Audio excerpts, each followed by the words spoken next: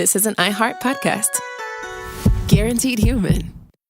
Stuff You Should Know is brought to you by Grainger. Grainger knows that if you're an HVAC technician and a call comes in, you need a partner that helps you find the right product, fast and hassle-free. And you know that when the first problem of the day is a clanking blower motor, there's no need to break a sweat. With Grainger's easy-to-use website and product details, you can be confident that soon you'll have everything humming right along. Call 1-800-GRAINGER, click Grainger.com, or just stop by.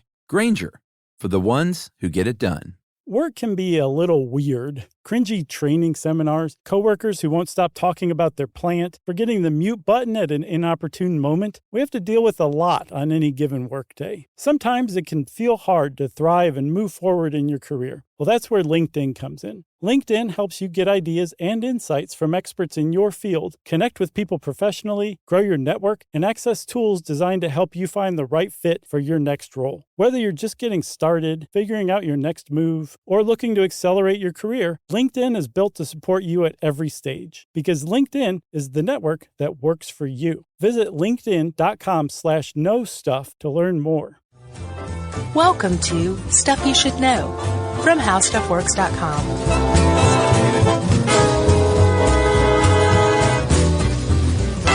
Hey, and welcome to the podcast. I'm Josh Clark. There's Charles W. Chuck Bryant. Jerry's there.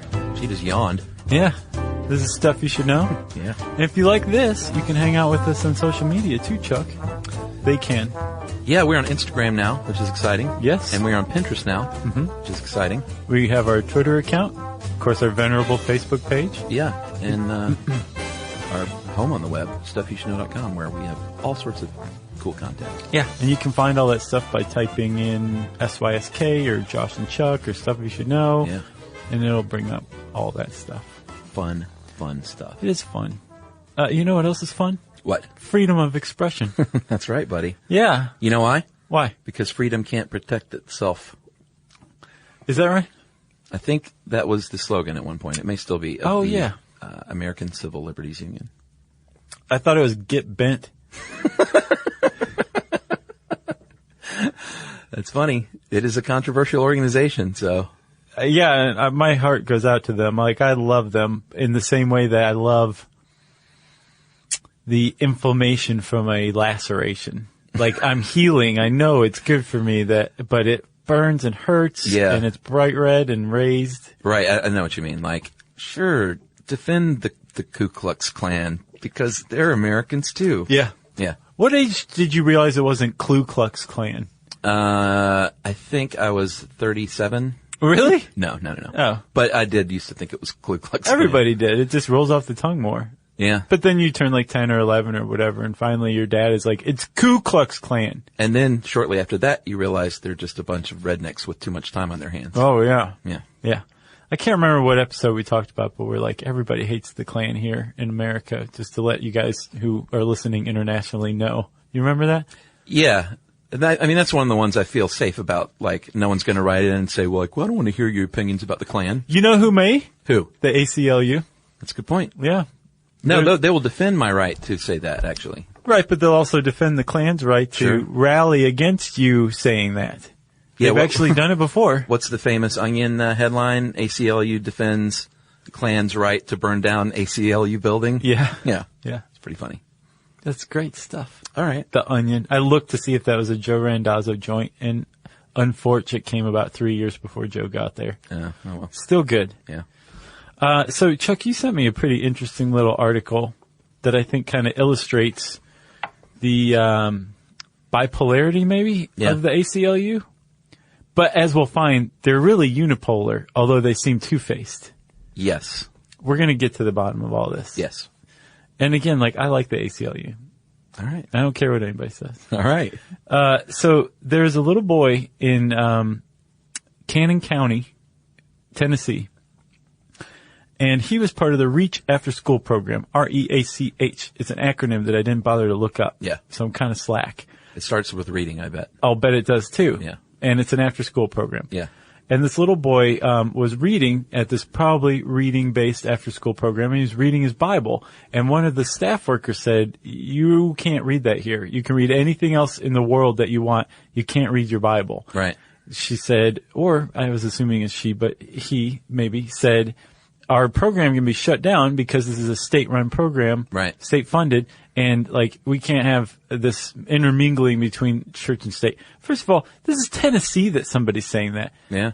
Secondly, they tried to take the boy's Bible away because he refused to put it up. He said, "No, I'm reading this. This is what I want to read."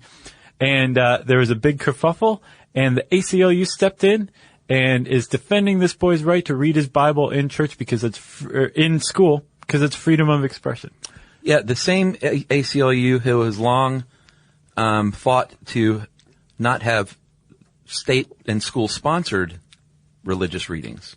Even saying like, God bless this this class of 2014. Yeah. The ACLU would stand and be like, yeah, give us some money. So like you said, what seems like a contradiction is actually not a contradiction because they were doing the same thing. They were fighting for someone's right to express something or read something on their own, you know? Right. Because because it's guaranteed by the Constitution. Yeah, it doesn't matter if it's unpopular. No. They're going to defend you. Right. As a minority of sorts. Or in a single individual or a large group, it doesn't matter. As long as somebody's saying like, no, you're not allowed to assemble, you're not allowed to say that, you're not allowed to think that, you're not allowed to do anything guaranteed by the Constitution or the Bill of Rights. The ACLU, by their charter, will step in and defend you and your rights, whether they think you're the vilest person on the planet or not. Yeah, and hold on. I want to defend myself. I wasn't saying bipolar in the sense of the mental disorder. Right. Bipolarity can refer to all sorts of stuff. Sure. I didn't mean it in that sense at all. Okay. That's good to point out. They're all over the map, but generally they handle cases of freedom of speech, freedom of religion, privacy rights. But again, they will take up, and we'll see what kind of cases, like how you can get your case taken up by the ACLU later on. Right. But they handle about 6,000 court cases a year. They are a non-profit. They provide legal aid, and there are about 500,000 members, card-carrying members, and about 200 full-time staff attorneys. Not bad. At this point. And there's a national chapter, and then there's state chapters. It's not state and local, it's just state, right? Yeah, each state has its own organization, and they don't often always agree with the national chapters, and they have to work it out, and the states are given rights to work it out. Yeah. So, Chuck, let's talk about this. Why, if the ACLU is defending people's rights that are guaranteed by the Constitution, everybody loves the Founding Fathers. Democrats, Republicans, commies. Everybody loves the Founding Fathers, right? Yeah. And the Founding Fathers created this great Constitution and then further created this wonderful Bill of Rights, and everybody's happy about it. Yeah. Why would everybody hate the ACLU if they're just defending people's rights as guaranteed by the Constitution? Well, because their view is we have to defend everyone, not just pick and choose. So they end up having to defend neo-Nazis and Klansmen and religious zealots and pornographers and child molesters. Like people on the extreme fringes, they still have rights in this country. Yeah. As unpopular as it may be, and the ACLU fights for those rights, and a lot of people hate them because of it. Yeah, it's true. Yeah. But as we'll see, some people who hate them also love them when the ACLU comes around to their side to defend them. Yeah. When they get screwed over. Yeah, they're very polarizing. Yeah. It's pretty, my hat is off to this organization. It's hard to do something unpopular and to that you feel like is right. To walk a line too, which it's walk this line, and it's this line that it adheres. It's like, oh man, what is the guy, the safety crusader? Ralph Nader? Yeah, Nader. Yeah. He's like the ACLU. He was like, this is right. This is the right course. Yeah. And if we veer off of it, then we're wrong. If you're not on this line, you're wrong. Yeah. And he used that kind of thinking to, get seatbelts instituted and all this stuff. But he was very unpopular many times. People who used to be colleagues and cohorts with him, like when they stopped seeing eye to eye with him, he would speak out publicly against them. Yeah. And the ACLU is very much like that. It's like, this is right. It's black and white. You are allowed to say this. And if somebody tells you can't, then we intervene on your behalf. Yeah, with the idea that if the government is allowed to restrict the rights of some group that they don't like, that could lead down the rabbit hole to restricting other groups, and you just can't allow that in a free country. That's precisely right. So, I think we've gotten the point across about the ACLU this third time out. Yeah. Let's talk about the history of this organization. Yeah, it's pretty cool. It started, during World War I. There was a group, in New York called the Henry Street Peace Committee in 1915, and they were little sissy pacifists who didn't want to go to war, and they spoke out against it and, formed the American Union Against Militarism, and, we're talking newsletters, magazine ads, leaflets. Leaflets and newsletters. Yeah.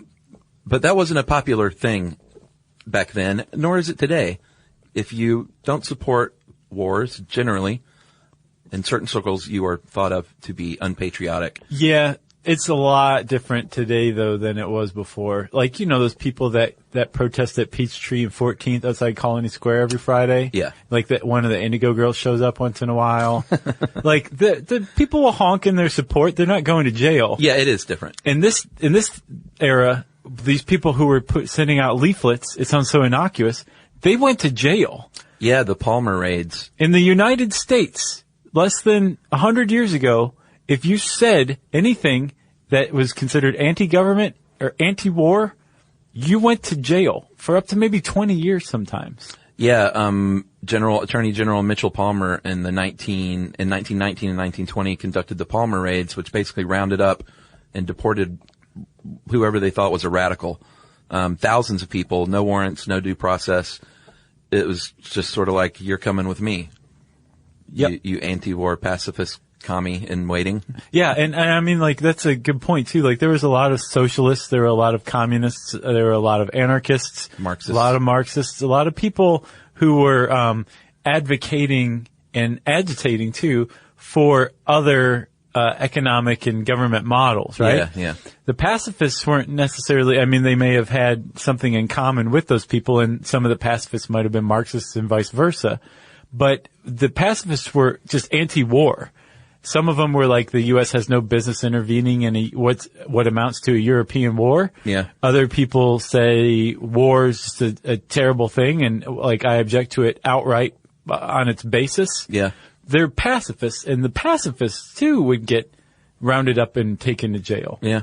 And like you said, without due process, without any kind of, their rights were taken away. Yeah. In 1917 and then 1918 with the Espionage Act first. Yeah. And then the Sedition Act in 1918, where the U.S. passed a law that said if you speak out against the government, against the war effort, if you say, we shouldn't be producing this much rubber, well, we need rubber for the war effort, so we can throw you in jail for up to 20 years, man. Yeah. And in 20 years, that's 20 years is different back then than 20 years in 2012 years. Because that's like, in 1998, 20 years for the average lifespan was 0.27 of your life. Yeah. It was 27% of your life. Yeah. In 1918, that was 55% of your life thanks to the flu epidemic. Right. So that was a lot of years to like go to prison. Yeah. You know? Sure. I mean, that's still a lot of years to go to prison, but I see what you mean. But it's in the context of this that these people were organizing and saying, no, we're not just going to shut up. We're going to keep doing what we're doing, and we're going to come after you, government that's using repression. Yeah. So if like you admire the ACLU today for any sort of bravery, like if you take it back to the original organization of it, these were genuinely brave people who were willing to face not just being unpopular, but going to prison for 20 years. Yeah. For fighting for what freedoms that are guaranteed in the Constitution. Yeah, and fighting against war in general. Yeah. A couple of those people are the founders, Crystal Eastman and Roger Baldwin. They were social workers and big supporters of the labor movement. And they founded the AUAM, like I said, the American Union Against Militarism.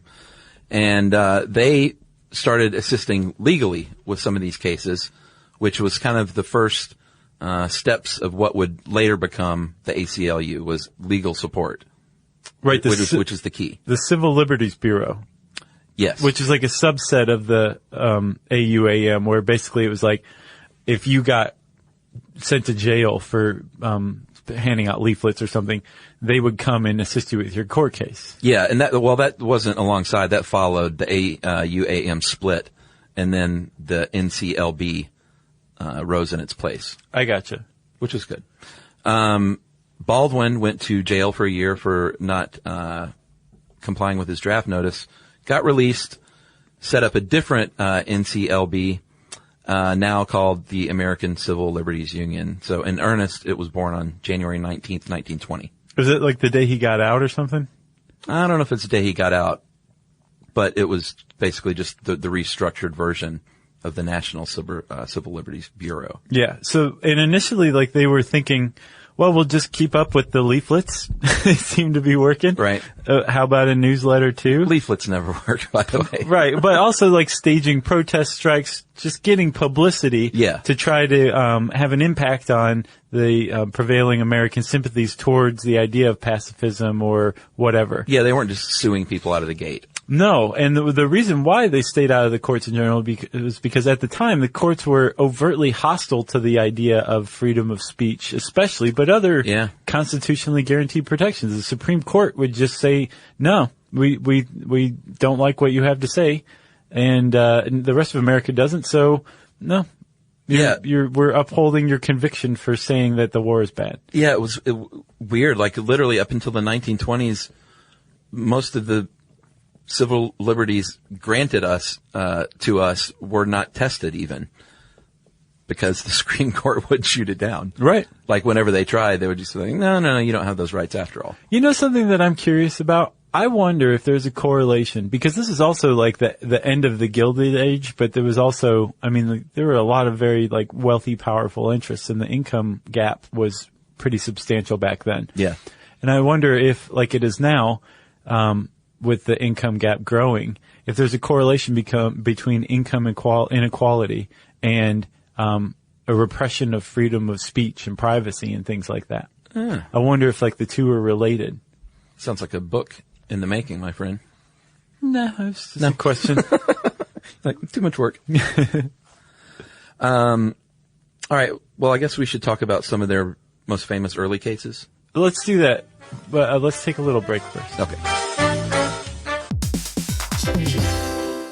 Hey everybody, I want to talk to you a little bit about Tide Evo because it represents over 10 years of innovation and product development. Tide Evo is a first-of-its-kind technology where tens of thousands of minuscule fibers are spun together to form a 6 times powerful layer packed with scrubbers, brighteners, pre-treaters, and fresheners. And that's going to deliver a breakthrough clean that's so powerful it feels like magic. Yeah, it is kind of like magic. Tide Evo is revolutionary. A 100% concentrated, waterless laundry tile that's made of compressed microfiber soap layers rather than liquid or powder. And it's not like pods or sheets because it uses 6 layers of detergent fibers to deliver superior cold water cleaning without plastic packaging of any kind. And it provides a mess-free, lightweight solution that dissolves lickety-split. So whenever you run into a laundry challenge, turn to Tide Evo. It's revolutionary. It's magic. Try new Tide Evo. Real laundry magic.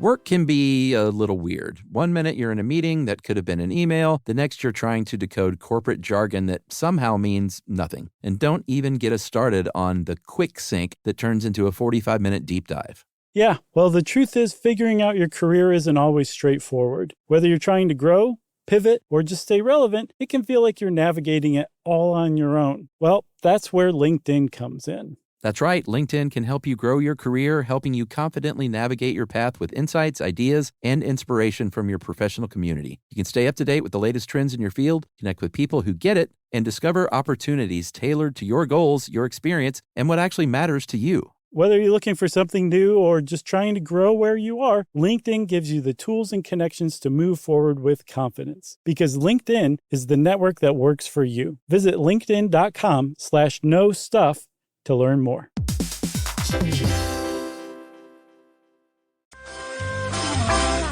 All right, so early on, like we said, the Supreme Court hadn't been challenged that much in cases like these, and when they did, they weren't too kind to free speech. That's so crazy. It is weird to think of now, for sure. But in the 1930s is when the ACLU began to kind of make a little headway, against the Supreme Court.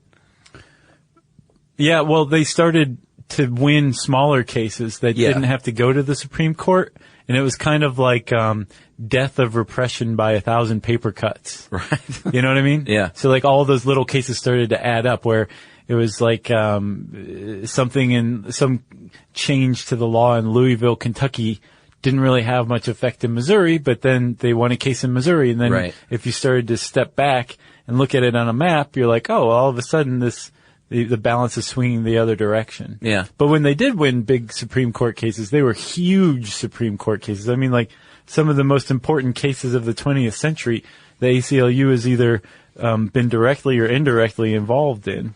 Like the Scopes monkey trial, that was a big one. Yeah, they and we've talked a lot about evolution lately, and we didn't cover Scopes at all. But in Tennessee, there was a law banning teaching evolution in 1925. And so the ACLU went out and found a biology teacher named John Scopes, said, hey, we would like you to teach evolution, and let's see what happens. And he was prosecuted, and the ACLU got together with the famous attorney Clarence Darrow to defend him, and he was still found guilty, even though that verdict was overturned later because of a sentencing error.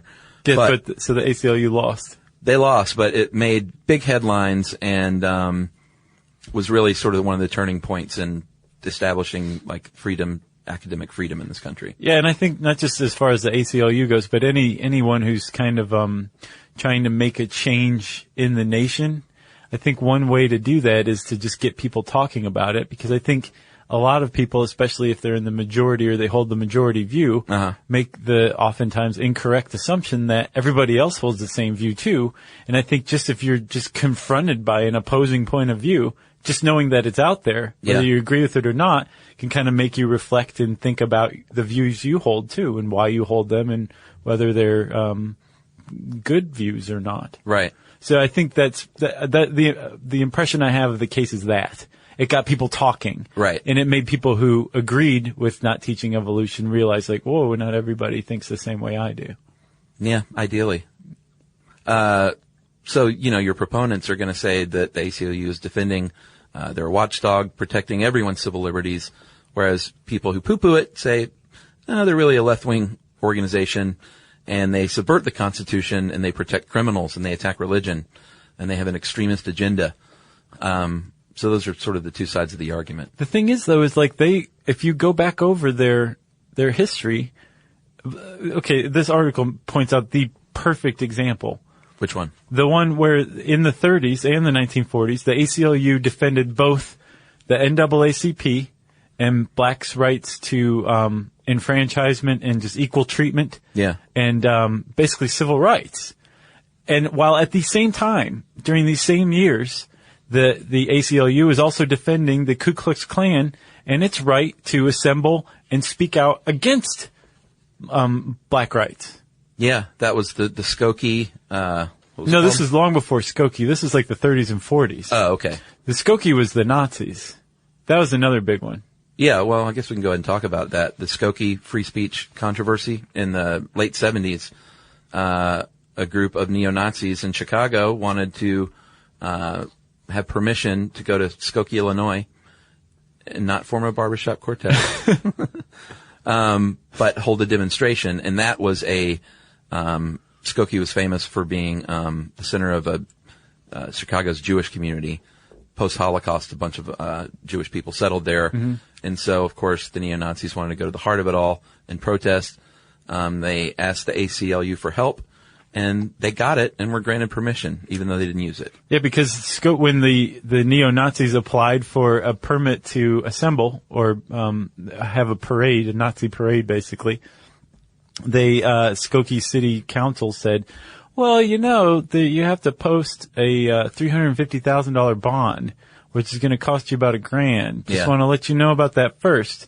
And the neo-Nazis said, you are trampling our rights. And that's when they got in touch with the ACLU, and the ACLU said, yeah, they're trampling your rights, it sounds like. And they fought for the Nazis' right to assemble based on the idea that $1,000 basically fee to assemble was prohibitive, and that, anybody who wanted to hold a parade or a protest or anything like that in Skokie wouldn't necessarily be able to afford that. So protests shouldn't just be open to the people who can afford that $1,000 bond. And therefore, Skokie, I guess, relented. But the Nazis never even came. No. They never even held their protest. Yeah, and that's going to make you unpopular as an organization if you are campaigning for the rights of neo-Nazis. Yeah. But the ACLU bites their tongue and say, no, we have to. Well, you remember the part in the Blues Brothers. This was all very famously dramatized. Remember the Illinois Nazis? Oh, yeah. I hate Illinois Nazis. And they drive past them and make them jump into the river. Yeah. I guarantee that was because of the Skokie Nazi thing. Oh, yeah. It was all around the same time. Yeah, and they were Chicago as well. Yeah. And Chuck, have you ever seen, the mall part where they drive through the mall? Mm-hmm. I made this slideshow, 9 abandoned malls around America. Yeah. And that mall's in there. It's like abandoned and in this total state of decay. Yeah. The Dixie Mall, I believe is what it's called, Dixie Square. It's pretty cool. Well, the other one you have in there was Avondale Mall, close to where I grew up. Yeah. And that famously had the chase scene from Invasion USA. Oh, yeah? Chuck Norris drove a truck through that mall. I did not know that. And the mall, it was kind of crappy. And I was a kid. I remember when it shot there. And then they got a full makeover because of the movie. Yeah. And now it's a Walmart. They tore it down. Sad. Yeah, it was kind of a crappy mall. Well, it looked pretty cool abandoned. Yeah, it looked very cool. Another case. Back to the ACLU. West Virginia State Board of Education v. Barnett in 1943. A school board expelled 2,000 students, Jehovah's Witness students, because they refused to recite the Pledge of Allegiance because their religion forbade worshiping images, including the U.S. flag. And they won the case. The Supreme Court said that you can't force someone to declare your belief in any religion or nation, which goes back to, it may be unpopular in certain circles, but you can't say you're a free country and then you can practice any religion you want, but then force people to contradict that religion. Right.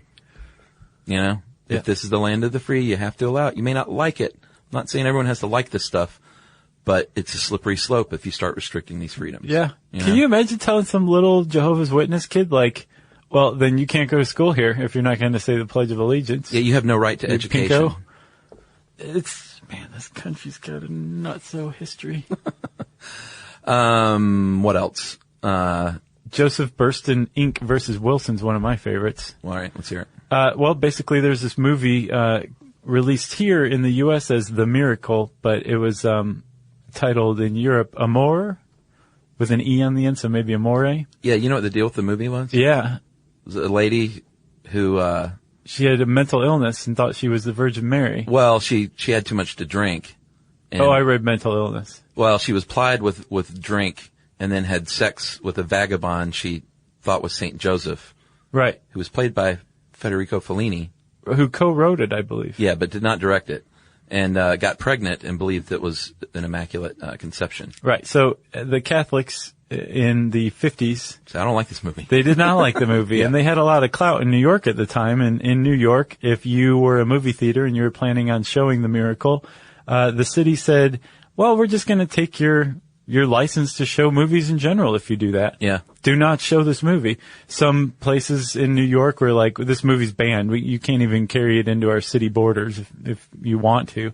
And they took it, the ACLU stepped in and they took it to the Supreme Court, and the Supreme Court said the state has, this is a quote, the state has no legitimate interest in protecting any or all religions from views distasteful to them. So they said, you're right, ACLU. That was a big deal. Yeah. Because at the time, religion was basically this kind of infallible institution that took precedent over everything else. It was the moral attitude of the country where it was like, no, religion's offended by it. It's bad. Sorry. Whatever laws you've got that protect this stupid little movie, who cares? Yeah. We're banning it because it offends a religion. And because of that and many other things, the Catholic League, and its leader, Bill Donahoe, are huge critics of the ACLU. Although he's also, praised the ACLU when they've defended Catholic rights too. Yeah. Well, Larry Flint, remember, he fought some of these same battles, and his attorney famously was like, I think he's kind of a scumbag too. And I think he's a smut peddler and this stuff is disgusting. Edward Norton? Yeah. Yeah. He's like, but you can't, you can't say he can't do it. Yeah. That was a great movie. Except for Courtney Love. Everything but Courtney Love was great in that movie. Yeah. Although I did like her in Man on the Moon for some reason. I don't like her much, period. Not a fan. Really? No. You like Courtney Love? No. Oh, okay. No, but if I did, the ACLU would defend my right to like Courtney Love, despite it being really unpopular. That is true. 1944, Josh. Smith v. Allwright, the ACLU. Basically what was going on there was they had what were called white primaries, the Democratic Party, for their elections.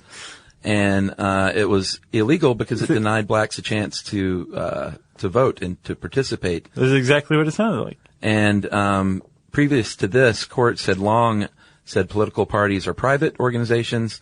They're not subject to these anti-discrimination laws. But the Supreme Court did the right thing and said, you know what? Being able to participate in the voting primary is important in this country. And if we want to remain a democracy, we need to not have things like white primaries. So we're going to reach into your protected enclave and say, you can't do that anymore. Yeah. Because voting's that important. Yeah. Which is kind of a radical view in and of itself, because it overturned a precedent and custom. Yeah. I think we should do some more, when I was in New York, I saw that play, Cranston plays LBJ in All the Way, and it covers the 11 months post-Kennedy assassination to his re-election bid, where he got the Civil Rights Act passed. And it was fascinating and did all kinds of research about it. Was Cranston good? He's great. Like, completely became the character. Wow. Like, I forgot it was Cranston. And then after the play, he becomes Bryan Cranston again to thank everyone. And it's just like, it's weird just seeing an actor in front of your eyes, like, morph back into the real person. It's pretty cool. Yeah. But I want to definitely tackle some more civil rights issues because, probably the darkest spot in our nation's history. And there have been plenty of them. Wasn't that long ago either. I can't remember who, the person's name, but remember we were talking about Kent State and how that was like the darkest spot on our nation's history. And somebody wrote in and was like, that was pretty bad, but don't forget all of the strikes where, National Guard troops fired on and killed like 100 striking workers just for striking in the 1920s or whatever. Yeah. So whoever that was, thanks for taking me to task because that's absolutely correct. There are a lot of dark spots. A lot of dark spots. A lot of bright spots too. Sure, man. And with that cheery idea, let's take one more break.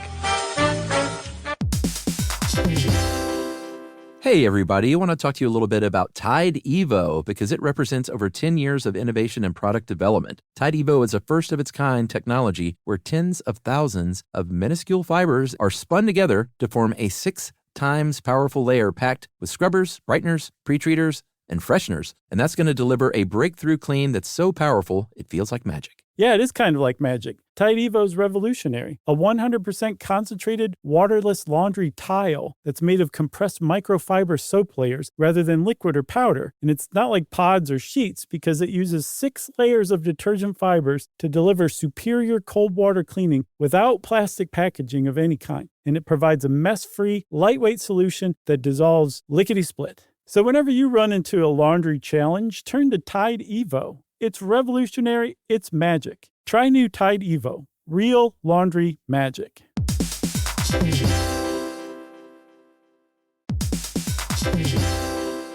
Work can be a little weird. One minute you're in a meeting that could have been an email. The next you're trying to decode corporate jargon that somehow means nothing. And don't even get us started on the quick sync that turns into a 45-minute deep dive. Yeah, well, the truth is figuring out your career isn't always straightforward. Whether you're trying to grow, pivot, or just stay relevant, it can feel like you're navigating it all on your own. Well, that's where LinkedIn comes in. That's right. LinkedIn can help you grow your career, helping you confidently navigate your path with insights, ideas, and inspiration from your professional community. You can stay up to date with the latest trends in your field, connect with people who get it, and discover opportunities tailored to your goals, your experience, and what actually matters to you. Whether you're looking for something new or just trying to grow where you are, LinkedIn gives you the tools and connections to move forward with confidence. Because LinkedIn is the network that works for you. Visit linkedin.com/knowstuff to learn more.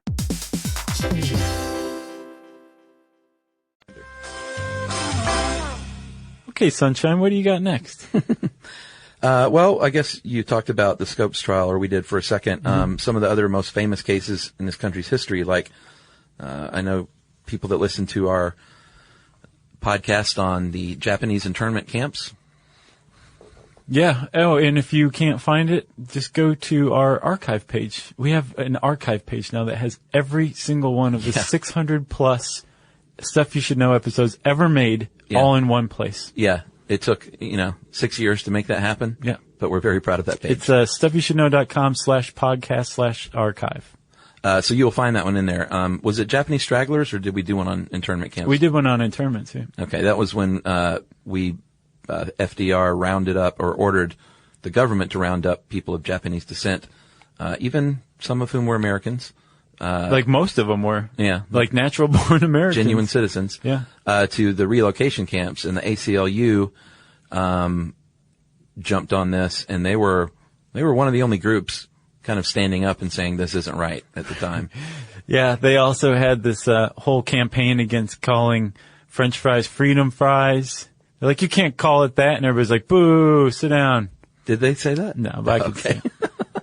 And then other famous cases like Brown v. Board of Education and Roe v. Wade and Doe v. Bolton. The ACLU was instrumental in all of these. Again, even though it's unpopular to some people, fighting for the freedoms of the minorities. Yeah. Also, recently the Communications Decency Act, which basically made it a crime to knowingly send pornography to minors or something like that, from 1996. Yeah. They said, nope, that's you can't tell people they can't do that. That's freedom of speech. Yeah. It was like a Janet Reno idea, and it got smacked down. It overturned basically by the Supreme Court. Again, unpopular moves.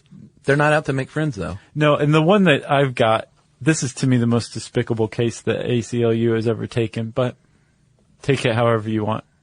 Have you heard of NAMBLA, the National Man-Boy, or the North American Man-Boy Love Association? I have. So NAMBLA is exactly what you think. It's basically a club for pederasts, and their website is apparently a tutorial, training ground, forum, chat room place to get tips on how to be a more effective pederast or pedophile. That's so disturbing. And these two guys, they are named Charles Janes and Salvatore Sicari. They were convicted of murdering a couple's son, Jeffrey, in 1997. And they basically said everything we needed to know we learned from NAMBLA, from the NAMBLA website. And so the Curleys, the couple whose son was murdered by these child murderers, went after NAMBLA. Mm-hmm. And the ACLU intervened and said, NAMBLA is actually an unincorporated association, not a corporation, so it's allowed to extol illegal acts as long as it's not inciting people, telling people to go do these illegal acts. It can still appreciate these illegal acts. And if you look at their website, that's all they're doing. And the suit against NAMBLA was dismissed. Again, not popular. No. The ACLU has to, that they feel forced into some of these situations, probably. Well, there's oftentimes been a lot of shakeups internally where people at the ACLU are saying, no, this is beyond the line. Right. Like, this is just too wrong. What these people are saying is too despicable, and maybe they shouldn't be allowed to say it. Yeah. And the ACLU as an organization has walked that line. Yeah. Lost a lot of members and a lot of supporters and a lot of employees, but it's stayed, true to its vision and is still around today. Yeah. All right. Let's say you want the ACLU to take up your cause. Okay. You have to write them a letter. You have to outline your problem, maybe provide a little evidence, build your case with them. And if it's not in Modern Language Association accepted outline form, then they just won't even look at it. Probably so. And they basically determine, is it a civil liberties case that we should get involved with? And how should we get involved? They don't just go out and sue everyone. Most times they try to resolve the cases just by getting in touch with whoever, the government agency, and saying, hey, you might want to check out the Constitution because it seems like what you're doing now isn't so great. And it might not even be Constitution. Like it could be like, we understand what you're saying, but recently there was some legislation passed and right. It's now law, and here's the code if you want to go look it up, but you can stop trampling this person's rights now. Yeah. Like the staff member at the REACH program in Tennessee probably got a letter from the ACLU, right. or the director did, saying, actually, it's within this child's First Amendment rights to read this Bible, so just let them read the Bible. And right. they were probably like, we're more than happy to let them read the Bible. It's Tennessee. Right. And there you go. And it was settled, you know? Yeah. Another way of looking at it, though, is the ACLU can just strong-arm people into doing what it wants by simply writing a letter. Yeah. Or if they, don't get anywhere with the letter, that is when they either have a staff attorney or one of their pro bono volunteers take up the case. Right. They're headquartered in New York City, but like we said, every state has their own chapter, and they do operate autonomously. And like we said earlier, they don't always agree with the federal chapter, and the federal chapter generally leaves it up to the state to decide their own, like how they're going to raise their money, what cases they're going to take. But if it becomes a national, like clearly a national issue, that's when the national organization steps in and gets your like celebrity attorney to work pro bono. Right. Scott Baio. Yeah, Dershowitz. Scott Baio. Blah, blah, blah. I guess we should talk about how they're funded, too. Yeah. Because they are a nonprofit. Yeah. They are generally funded by donations.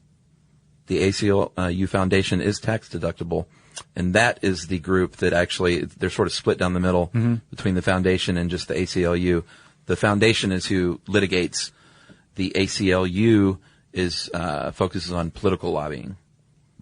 And that is not tax deductible. No, and when you become an ACLU member, you're actually contributing dues to the ACLU, and your dues are not tax deductible because you're contributing to their lobbying arm.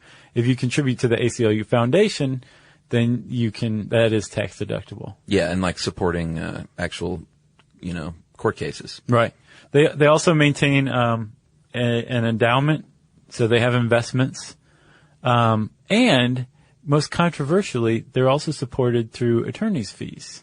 Yeah, that's one of the big controversies for sure. Yeah, so the ACLU has a tactic where if they win a case, they sue to recover fees. Yeah, like many do. It's not Sure. just the ACLU.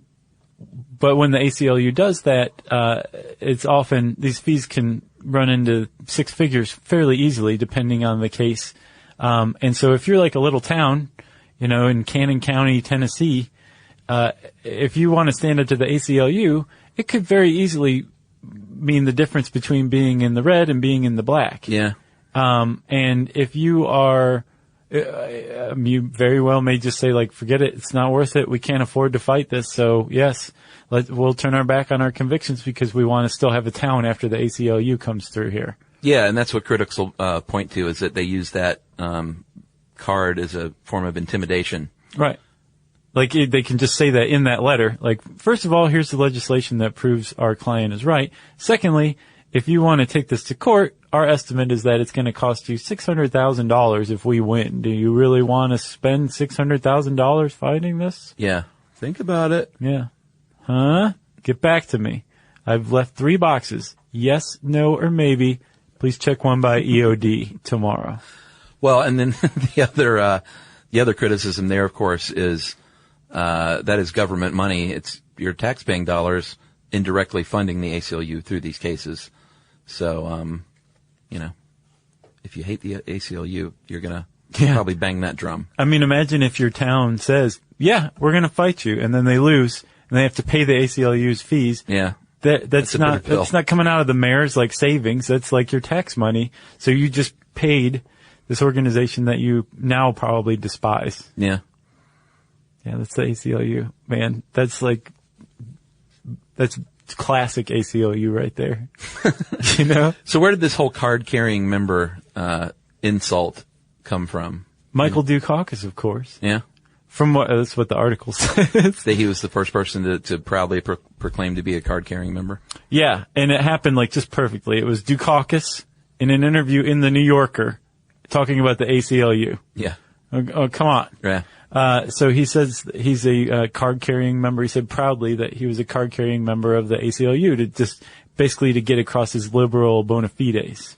Yeah, and conservatives said, hey, that's a great insult that we can use in the future. Yeah, George H.W. Bush in particular. Yeah. He basically said he's a card-carrying member of the ACLU. Everybody hates the ACLU. They defend Nazis. And that was that. He's right. Yep. They do defend Nazis. Yeah. Or they have. And they will in the future if some Nazis need help. Yeah. To the rescue. But they're also defending the little boy in Tennessee who wants to read his Bible. That's right. It's all over the map. Yep. And that is called divisive. Yeah. If you got anything else? I got nothing else. If you want to, I love this one. If you want to learn more about the ACLU, you can type that word in the search bar at howstuffworks.com. And I said search bar, so it's time for listener mail. I'm going to call this Converted Fiance. And this is a gentleman from England whose wife, fiance Kathy, did not want to listen. They're getting married in May. So he talks a little bit about how much he likes this show, and I will skip that part and get right to the meat. Okay. I tried to get my fiance converted. It started with the JFK podcast with no luck. She moaned and said it was weird. Which I thought that was a very straight-ahead podcast, actually. Not being one to quit, I tried a few weeks later on Living Without a Fridge. As soon as the intro began, she groaned. So wow, what? She's moaning and groaning. Has she ever heard us before? No, this is brand new to her. What's your deal, Kathy? She hates it. Well, let me get to it. Okay. This time, halfway through, though, she began commenting on some of the content, such as placing your onions in the fridge. Against all odds, the next podcast saved on the playlist was Manhunt. And as soon as she heard the topic, she shut me up from talking and listened intently. Wow. Not bad, I thought. I didn't even think that was one of our better ones. Well, she liked it. This morning, though, was the breakthrough. We were in the supermarket and wanted to purchase some avocados. None were ripe, and Kathy said we could do that thing that bloke suggested and put the avocados in a paper bag and a banana to help it ripen.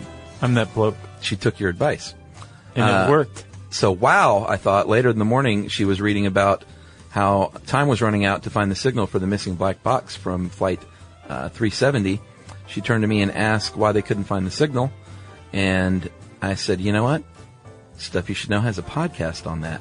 And the next day on the car ride to the cinema, which is what they call movies in England. Which apparently are 40 minutes drive away. She said she requested to actually play the Black Box episode. Success. Well, this guy really knows how to manipulate his fiancée, doesn't he? He does. So he says if any of your listeners have had trouble getting their partners into it, I would suggest you keep trying. Eventually you'll find an episode or two that will capture their interest and they'll be hooked. And that is from Guy Benvenista in Horsham, UK. Nice name and city name, Guy. So thanks, Kathy, for joining up to the club. Kathy, soon to be Benvenista. Welcome to the party. Yes. I think Kathy's going to keep her own name. Well, okay, Kathy. Either way, as long as you're listening to Stuff You Should Know, we don't care. If you want to let us know how you turned somebody, converted them, or if you just can't convert them, we'd be very interested to find out why. Agreed. Why don't they like us? It's not like we care or anything, but, we just want to know. You, again, as I said, you can hang out with us on social media, Pinterest, Instagram, Twitter, Facebook. Just search your favorite web browser for Stuff You Should Know, SYSK, Josh and Chuck, something like that, and it should all come up. You can send us an email to stuffpodcast@discovery.com. And, as always, hang out with us at our home on the web, stuffyoushouldknow.com.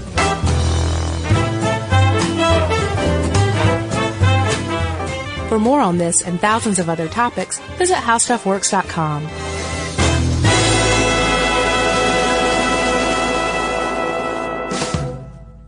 Introducing the all-new Mazda CX-5, featuring more connection, Hey Google, where's the nearest Pilates class? safety that has your back, more discovery on the scenic routes, more passion in the details, and more control in changing weather. The all-new Mazda CX-5, more to move every side of you.